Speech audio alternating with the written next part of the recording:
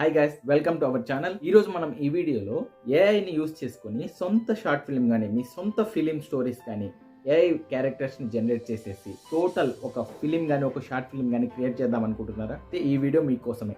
ఈ ట్యూటోరియల్ అనేది మీకు చాలా ఉపయోగపడుతుంది. ఇది టోటల్ ఫ్రీ ఆఫ్ కాస్ట్, ఏమాత్రం ఖర్చు లేకుండా మీ షార్ట్ ఫిలింని ఒక రియలిస్టిక్ ఎమోషన్స్లో క్యారెక్టర్ క్రియేట్ చేసుకొని వాటిని ఇమేజెస్గా జనరేట్ చేసుకొని వాటిని స్టోరీస్గా మోషన్ పిక్చర్స్ వీడియోస్ని క్రియేట్ చేసేసి కంప్లీట్గా 15 to 20 మినిట్స్ షార్ట్ ఫిలిం కానీ ఎంత మీకు ఓపిక ఉంటే ఫిలింనైనా క్రియేట్ చేసుకోవచ్చు. సో ఇలాంటివన్నీ ఈ ట్యూటోరియల్లో డీటెయిల్గా చెప్పాను. ఇలా నేను ఒక వీడియో చేశాను. సో అది నా శాంపుల్ వీడియో. మనకు చిన్నప్పుడు చెప్పుకునే ఒక చిన్న చిన్న కథలు ఉంటాయి కదా, ఆ కథ అనేది నేను డిజైన్ చేసి చూపించాను. సో ఇదే ప్రాసెస్లో మీ సొంత స్టోరీస్ని షార్ట్ ఫిల్మ్గా కానీ ఫిలింగా కానీ క్రియేట్ చేసుకోవడానికి ఉపయోగపడుతుంది. సో లేట్ చేయకుండా ఈ వీడియో కంప్లీట్గా చూడండి.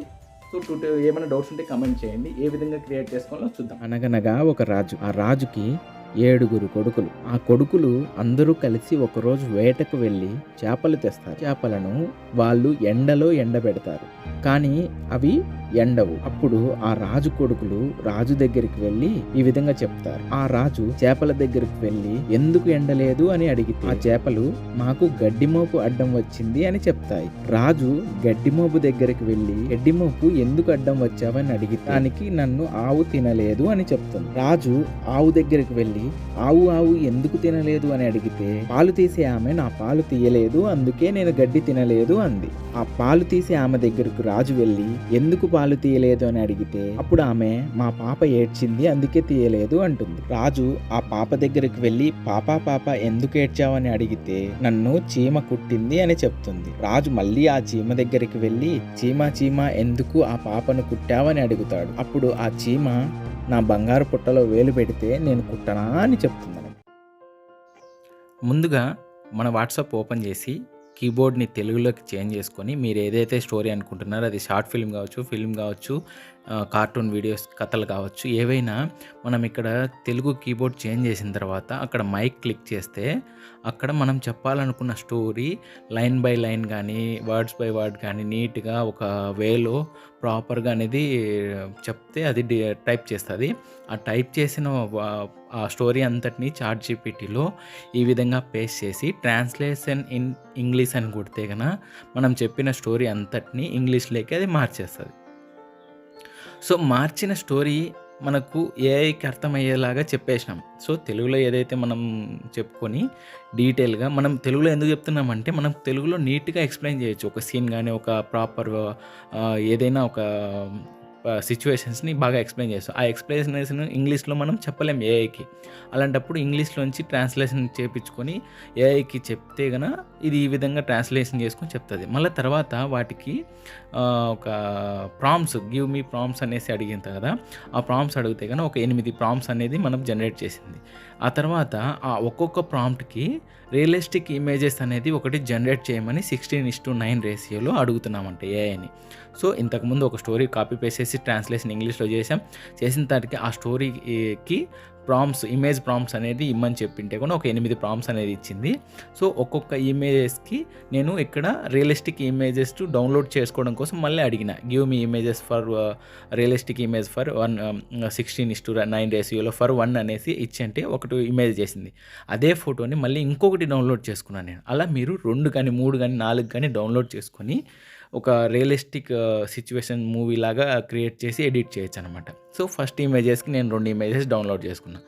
సో అదే మాదిరిగానే give me realistic images of 16:9 ratio అనేసి మళ్ళీ అడిగాను అనమాట. సో ఇక్కడ 1, 2 అంటే ఏంటంటే మనకు ఆడ ఇమేజ్ ప్రాంప్ట్స్ అనేది ఇచ్చింది కదా ఏఐ. ఒక్కొక్క ప్రాంప్ట్కి 1, 2, 3 అని సీరియల్ నెంబర్ ఉంది. సో ఆ సీరియల్ నెంబర్తో నేను ఇమేజెస్ని అడుగుతున్నా. సో ఈ విధంగా 1 మోర్ అడిగి సెకండ్ ఇమేజెస్ కూడా నేను జనరేట్ చేస్తున్నాను. చూడండి, ఈ చేపలు అనేటివి ఈ విధంగా డిజైన్ అవుతున్నాయి. అంటే మీరు 3, 4 కానీ డిజైన్ చేసుకోవచ్చు.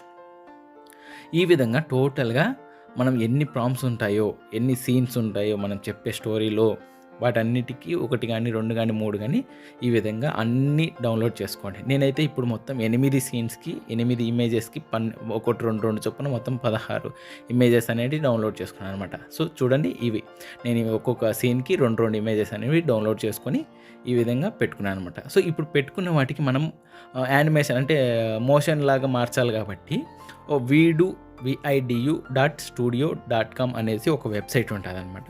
ఆ వెబ్సైట్లో ఇమేజెస్ని మనం మోషన్ పిక్చర్ లాగా మార్చొచ్చు అనమాట.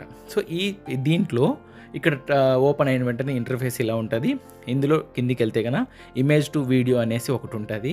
ఈ ఇమేజ్ టు వీడియోలో లెఫ్ట్ సైడ్ వీడియో అప్లోడ్ ఉంది కదా, అప్లోడ్ ఇమేజ్ ఉంది కదా, ఆ నుంచి ఒక్కొక్క ఇమేజెస్ని మనం క్లిక్ చేసుకుంటూ అది ప్రాసెస్ జరుగుతుంది అనమాట. జరిగిన ప్రాసెస్ అక్కడ క్రెడిట్ 4 కాయిన్స్ అనేటివి అడుగుతుంది ఒక వీడియో జనరేషన్కి. సో ఈ విధంగా క్రెడిట్స్ అని ఇచ్చేస్తే కనుక అక్కడ ఒక వీడియో అనేది మనకు మోషన్ పిక్చర్ లైక్ మారిపోతుంది అనమాట. సో ఇలా మారిపోయిన దాన్ని మనం డౌన్లోడ్ చేసుకోవచ్చు. ఇది నార్మల్ క్వాలిటీ. నాకు ఇంకా బెటర్ క్వాలిటీ కావాలంటే అక్కడ హెచ్డి ఆప్షన్ ఉంది లెఫ్ట్ సైడ్. సో అక్కడ క్లిక్ చేస్తే ఇంకొక 4 కాయిన్స్ అడుగుతుంది. ఓకే ఇచ్చేసి దాన్ని హెచ్డి క్వాలిటీలో డౌన్లోడ్ చేసుకోవచ్చు. ఇదే విధంగా మనం ఈ సైట్లో మెయిల్తో లాగిన్ అయితే ఒక మెయిల్కి ఒక 100 కాయిన్స్ ఎన్నో ఇస్తుంది. సో ఆ 100 కాయిన్స్ అయిపోయిన వెంటనే ఎక్స్పైర్ అయిపోతుంది.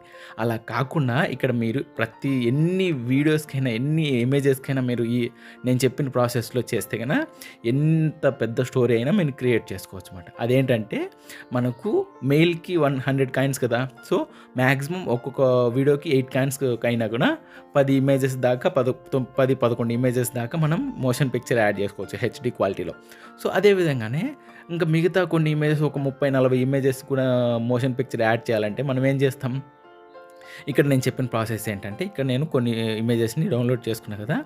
ఇప్పుడు నాకు మెయిల్ కాయిన్స్ అయిపోయినాయి. సో కాయిన్స్ అయిపోతే ఏం చేయాలి, టెంప్ మెయిల్ అని ఒకటి ఉంటుంది. సో ఒక వెబ్సైట్ అనేది టెంప్ మెయిల్ అని.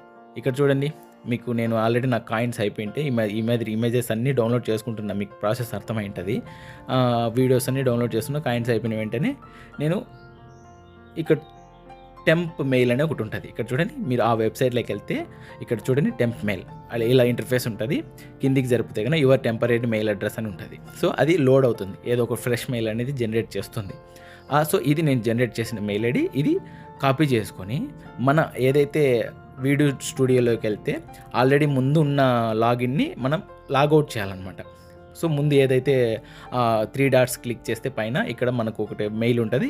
దాన్ని కిందికి వెళ్తే లాగౌట్ అని ఉంటుంది. సో ఫస్ట్ ఆ క్రెడిట్స్ అయిపోయిన మెయిల్ని లాగౌట్ చేసేసి ఇప్పుడు ఏదైతే ఇందాక కాపీ చేసుకున్నామో టెంప్ మెయిల్లో మళ్ళీ సైన్ ఇన్ కొట్టేసి కంటిన్యూ విత్ ఈమెయిల్ అని కొడితే కనుక ఈమెయిల్ అడ్రస్ అక్కడ కాపీ చేసుకునేది ఇక్కడ పేస్ట్ చేయాలన్నమాట. పేస్ట్ చేసిన వెంటనే మనకు ఒక ఓటీపీ వెళ్తుంది. సో ఆ ఓటీపీ కూడా ఆ టెంప్ మెయిల్ వెబ్సైట్లో అదే మెయిల్కి వచ్చి ఉంటుంది. సో కొంచెం కిందికి వెళ్తే కన్నా ఇక్కడ చూడండి అదే మెయిల్కి వీడియో కన్ఫర్మేషన్ అనేసి వస్తుంది. దాని కిందికి వెళ్తే కన్నా ఈ విధంగా చూడండి వెరిఫికేషన్ కోడ్ ఫర్ అనేసి ఇక్కడ కిందికి వచ్చింది చూడండి. సో 764620 ఈ నెంబర్ని అనేది మనం మన సైట్లోకి వచ్చేసి కాపీ చేసేసి పేస్ట్ చేస్తే కన్నా మనకు మళ్ళీ ఇంకో 100 కాయిన్స్ అనేవి వస్తాయన్నమాట.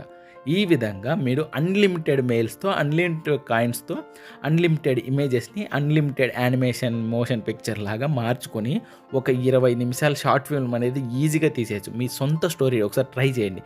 ఈ విధంగా నేను అన్ని వాటికి మోషన్ పిక్చర్స్ని క్రెడిట్స్ టెంప్ మెయిల్ వాడుకొని డౌన్లోడ్ చేసి ఈ విధంగా చూడండి నేను ప్లే చేస్తున్నా. ప్రతి వీడియోని రియలిస్టిక్గా మోషన్ పిక్చర్గా యాడ్ అయిపోయింది. మనకి ఇదే కదా కావాల్సింది. సో మనము ఇదే కాకుండా ఫిలిం షార్ట్ ఫిలిం తీసే క్లోజ్ షాట్ కానీ లాంగ్ షాట్ కానీ మనం ChatGPTని అడగచ్చు. ఒక సీన్ని మనం అడిగినాం కదా, give me realistic images of 1, 2, 3 అని అడిగాం కదా, వాటికే give me close shot, give me face shot అంటే దగ్గరగా క్లోజ్ షాట్ కానీ వైడ్ యాంగిల్ షాట్ కానీ అలా అడిగితే కన్నా అవి అలా కూడా ఇమేజెస్ జనరేట్ చేసి ఇస్తుంది. ఇలా మీరు ట్రై చేసి ఒక షార్ట్ ఫిలిం మీ సొంత ఓన్ కంటెంట్ అయితే కన్నా వాటిని షార్ట్ ఫిలింగా మనం వీడియోస్ అన్నీ యాడ్ చేసుకొని వాటికి తగ్గట్టుగా డైలాగ్స్ అన్ని నీట్గా రాసుకొని దానికి తగ్గట్టుగా మీరు ప్రాంప్ట్స్ ఇస్తే కన్నా ఒక షార్ట్ ఫిల్మ్ అనేది రెడీ అయిపోతుంది. సో ఈ విధంగా మీరు ఒక షార్ట్ ఫిల్మ్ కానీ మూవీ కానీ తీసేయచ్చు అనమాట.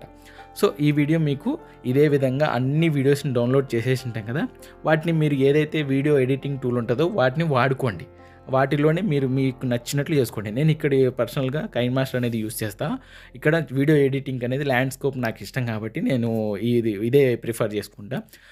వచ్చిన వీడియో ఇమేజెస్ని అన్నిటినీ నేను ఇక్కడ ఇంపోర్ట్ చేసుకొని కైన్మాస్టర్లో వాటికి తగ్గట్టుగా క్లోజ్ షాట్ కానీ జూమ్ అవుట్ కానీ క్లోజు వైడ్ యాంగిల్ అలా అన్నీ మార్చుకొని ఎఫెక్ట్స్ కానీ మ్యూజిక్ కానీ ఏదైనా పర్సనల్ మ్యూజిక్ కానీ ఇలా అన్నీ నీట్గా పెట్టుకున్నాను అనమాట.